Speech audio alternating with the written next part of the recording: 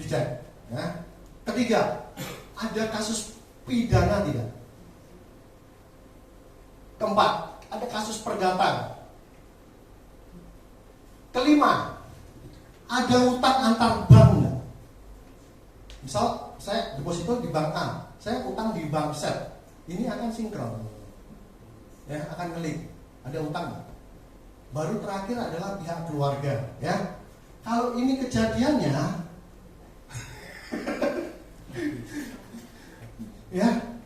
Lah kalau properti gimana properti? Sama, properti pada waktu mau balik nama keluarga sebagai ahli waris akan dicek dulu orang ini punya utang pajak nggak, kayak tadi cerita kakek saya punya utang pajak nggak, ya seperti itu. Kalau kredit meninggal kan lunas ya, lunas kan meninggal. Loh, ini bukan ngomong kredit, ini ngomong harta yang sudah ada mau diwariskan gitu, ngerti ya? Gitu. Ada pertanyaan teman-teman kalau sini cukup kompleks undang-undang Indonesia teman-teman ya untuk hukum warisnya ya. Nih, Yanasen di tahun itu teman-teman. Seingat saya sinetronnya setiap hari di RCTI teman-teman. Setiap hari, sangat laku. Mungkin ratusan episode. Tapi di ujung pada waktu orang ini meninggal kena kanker, anaknya pun nggak bisa sekolah, mayat pun nggak bisa ngeluarin. Kenapa? Nggak ada likuiditas. Mayat nggak bisa keluar, masuk koran, ngeluarin mayat pun nggak bisa. Miris ya teman-teman ya. Kaya. Kok langsung bangkrut teman-teman? Dalam jangka waktu seperti balik telapak tangan aja, nggak sampai setahun. Ya. Terus kedua siapa lagi? Nih, kurang top apa teman-teman? Saking topnya, kayak tadi dia melihat, saya ini kapal Titanic, ada batu kecil, batu apa sih paling bener ya? Ini punya asuransi nggak? Punya, tapi bangkrut. Terus testimoninya terakhir di internet gimana? Kalau saya tahu begini, saya mau buka UP 5M, dia kaset. Punya asuransi, bukan ini nggak punya, ini punya. Ada ya? Sih. Begitu banyak orang-orang yang ada di sekeliling kita, dia jago cari duit, tapi dia nggak ngerti bagaimana ngelola duit, bagaimana dia harus jaga duit, dia nggak ngerti. Mungkin dalam pikiran Jupe waktu itu, aku harus kali ngemsi 50 juta pak, mau lorosin modelnya apa sih? 50 juta, 100 juta, mau sakit modelnya apa yang bisa bikin dia bangkrut? Mungkin seperti itu. Sama lagi, Olga, ayo kurang sogi apa? Boleh. Oh, asetnya harus dijual pada waktu dia sakit. Kenapa? Kok bisa terjadi seperti itu? Semakin seorang punya kemampuan finansial, dia semakin berani teman-teman. Ya, untuk apa? Ambil tindakan medis yang canggih, berani. Masalahnya nggak sampai selesai sudah keluar teman-teman. Ngerti ya? Dia punya entry strateginya, tapi nggak punya exitnya. Bisa masuk nggak bisa tuh. Ya. Lebih banyak lagi orang yang nggak bisa masuk, lebih banyak lagi teman-teman. Ya, baru mau daftar sudah ditolak sama rumah sakit, lebih banyak lagi ya. Coba cek di sekeliling teman-teman, pasti banyak. Nih, jantung buatan teman-teman. Ya, 5 miliar teman-teman ya, dia pakai baterai nih. Jadi jantung dipasang kayak Iron Man, dia keluar di sini di perut, pakai baterai. Ini jantung beneran, ini jantung buatan. Sih, teknologi semakin canggih. Tingkat hidup manusia semakin tinggi. Problemnya nggak semua orang bisa dapat fasilitas itu. Benar nggak? Nah kita punya PPH limit minimal 10M teman-teman. Limit minimal 10M. Saat teman-teman tidak bisa memanfaatkan fasilitas ini dengan baik teman-teman, sayang sekali. Ini adalah momentum teman-teman. Ya, saat teman-teman bisa buka open mind asal teman-teman. Yang tadi untuk sakit kritis, ini UP ya.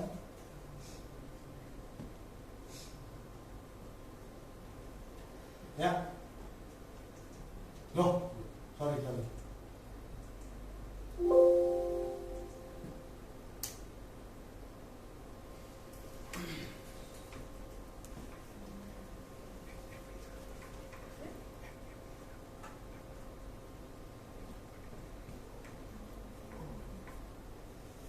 Nah, kayak tadi, jangan merasa sudah aman kalau sudah punya asuransi, mereka. Problemnya adalah bukan seberapa banyak buku polis yang kita miliki. Buku polis tidak ada artinya. Yang berarti itu adalah isi kontraknya yang berarti. Problemnya kita di lapangan, kalau ketemu orang yang sudah punya polis banyak, teman-teman berpikir sudah cukup, benar gak? Itu problem, teman-teman. Bukan berapa banyak buku polis yang dimiliki.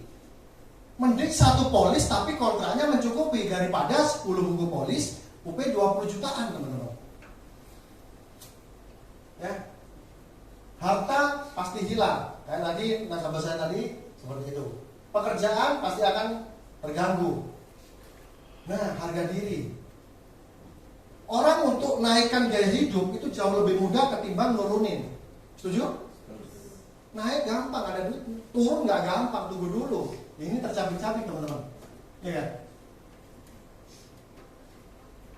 Penghasilan, teman-teman. Kalau bicara mengenai hutang, hutang itu ada dua nama, ya. Apa? Hutang jangka pendek sama jangka panjang. Benar ya? Pada saat seseorang sudah tidak ada lagi, hutang ganti jadi satu nama, namanya hutang jatuh tempo. Benar ya? Lo coba aja, misalkan keluarga aku hutang ambil CC, terus aku nggak ada, CC nggak ada nggak? Nah, jatuh tempo, langsung jatuh tempo hari itu. Ini apa pembayarannya kan gitu? Jadi di tempat pemakaman banyak orang yang diutangi itu pasti datang bukan untuk melayat, tapi untuk menyelesaikan gimana ini pembayarannya. Jatuh tempo, ya. Saat seorang hidup, hutang ada jangka waktunya, aset ada kendalinya. Dia punya kendali untuk menjual aset ini atau membeli aset yang lain. Benar ya? Tapi pada saat seorang nggak ada, hutang mendekat, jadi jatuh tempo, aset menjauh. Karena apa? Nggak ada yang punya. Nggak ada yang punya. Saat hidup namanya aset, saat meninggal namanya estate. Estate itu harta yang tidak ada yang punya. Sampai kapan? Sampai ada pihak penetapan yang ditetapkan oleh pengadilan bahwa ini adalah pihak yang sah yang berhak menerima warisan. Benar nggak? Nah, saat orang menerima warisan berarti harus terima hutang. Harus terima hutang. Harus mau. Caranya gimana kalau nggak mau hutang? Ya harus diterima. Benar nggak? Nah, ini teman-teman yang yang mungkin mitosnya adalah sesimpel kalau meninggal ya semua milik keluarga. Mitos, teman-teman, ya. Jangan percaya. Ya. Nah, impian yang tadinya punya rencana untuk pendidikan anak, misalnya rencana bikin bangun rumah, gagal di tengah jalan, teman-teman, ya.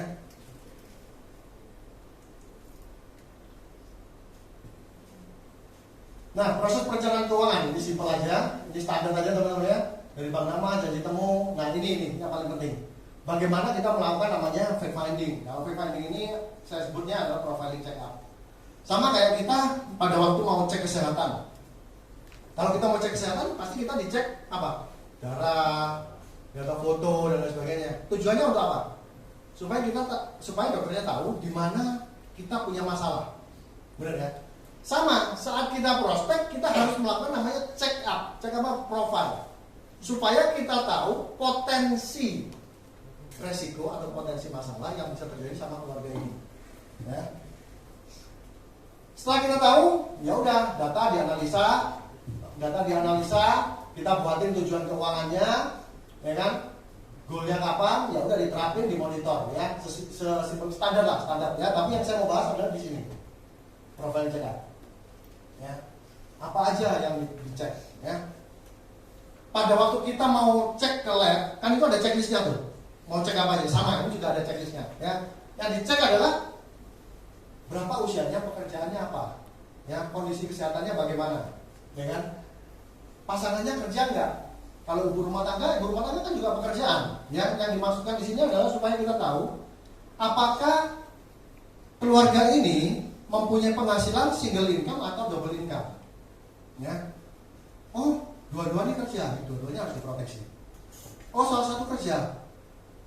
Yang utama adalah kepala keluarga, yang pemberi nafkah yang harus diproteksi. Pemberi nafkah ya, pemberi nafkah ini bisa suami, bisa istri ya, tergantung. Kan hidup ini kan kadang-kadang seperti itu ya.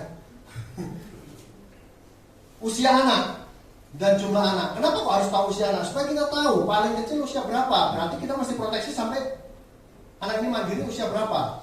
Terus usia anaknya sekarang berapa? Mau kuliah berapa tahun lagi? Nah itu kita perlu tahu usia anak. Ya, terus rencana pendidikannya di masa depan seperti apa dan seberapa penting buat orang ini. Pengeluaran bulanan, utang dan kewajiban penting untuk kita tahu. Ya, kalau kita nanya penghasilan mungkin orang nggak mau jawab. Ya, tapi kalau kita nanya pengeluaran kira-kira mungkin orang masih mau jawab. Ya, tempat tinggal, nomor yang bisa dihubungi ya, ini standar lah ya, harus tahu lah ya. Nah, terus ini sudah punya polis atau belum? Ya, kalau sudah punya polis, tanyakan 5 hal ini. Sudah berapa lama? Ya, kita ingin tahu. Polisnya ini masih baru atau sudah lama ya? Manfaatnya apa aja supaya kita tidak memberikan manfaat yang sama? Atau apakah manfaat ini sudah sesuai nggak dengan profilnya dia di sini? Ya. Ikut sama siapa ya? Kalau dia sudah ngomongnya ikut, dia saya agennya sendiri, sudah jangan buang waktu ya. Kok agennya anak ya buang waktu ya. Ya, preminya berapa per tahun ya? Kita ingin tahu kemampuan finansialnya ya. Misalkan oh orangnya profilnya orang kaya nih, preminya 500.000. Berarti ada yang salah kan? Dari jumlah premi kita sudah bisa melihat ada yang salah nih dengan buat fondasinya nih. Ya, nggak ada artinya nih asuransi. Nah, terus kenapa mau buka polis asuransi? Ini penting banget teman-teman. Kenapa orang mau buka polis asuransi? Kita ingin tahu orang ini mau buka polis karena dia sungkan, karena dia malas diricui agennya, atau karena dia ngerti jelas sama agennya. Ngerti ya? Tadi teman-teman masih ingat, saya tanya kenapa teman-teman mau buka rekening bank? Teman-teman punya kesadaran ya. Saya sadar, saya butuh rekening untuk transaksi supaya aman, untuk nyimpan uang. Benar ya? Polis juga sama. Kesadarannya apa? Saat kita sudah klik membangun kesadaran orang, kita bukan lagi menjual polis teman-teman. Karena polis sebenarnya tidak untuk dijual, tapi untuk dimiliki, benar ya? Kenapa? Sama kayak rekening bank. Rekening bank tidak untuk dijual, tapi untuk dimiliki. Polis sama. Tergantung bagaimana kita membangun kesadaran prospek, membangun kesadaran nasabah kita. Saya pun nasabah Prudential ya, dan saya pun nggak usah disuruh leader saya atau nggak usah diajak untuk buka polis. Saya hampir setiap tahun nambah polis teman-teman ya. Saya hampir setiap tahun yang saya tambah UP ya. Setiap ada kesempatan rumah bisa nambah, saya selalu nambah. Ya. Jadi kenapa? Karena kesadaran. Dan saya punya tujuan keuangan, saya selalu ngomong sama nasabah saya. Pada waktu saya prospek, saya ada kopi polis teman-teman ya. Saya ada kopi polis, saya selalu bawa polis-polis saya. Berapa UP saya, manfaat apa aja yang saya punya, itu saya selalu kopi ringkasan polisnya ya. Terus saya selalu ngomong sama nasabah saya membuat sebuah perencanaan. Pertama, pada waktu saya sakit, saya butuh biaya pengobatan yang cukup mahal karena teknologinya sangat canggih sampai miliaran. Istri saya nggak perlu, atau anak saya nggak perlu cari utangan, nggak perlu jual-jual aset. Itu pertama. Yang kedua, saat saya harus dirawat dalam jangka waktu yang cukup panjang, saya mau pastikan utang-utang saya lunas. Yang kedua. Yang ketiga, saat saya tidak lagi mampu hadir bersama-sama dengan keluarga atau meninggal, saya pastikan gaya hidup keluarga saya nggak sampai turun. Tetap sama dengan seperti sekarang, waktu saya masih hidup. Yang keempat, waktu saya nggak ada. Tujuan saya untuk sekolahin anak saya di sebuah di universitas, misalkan di luar negeri, ini harus tercapai. 4 tahap ini yang saya selalu sampaikan ke nasabah saya.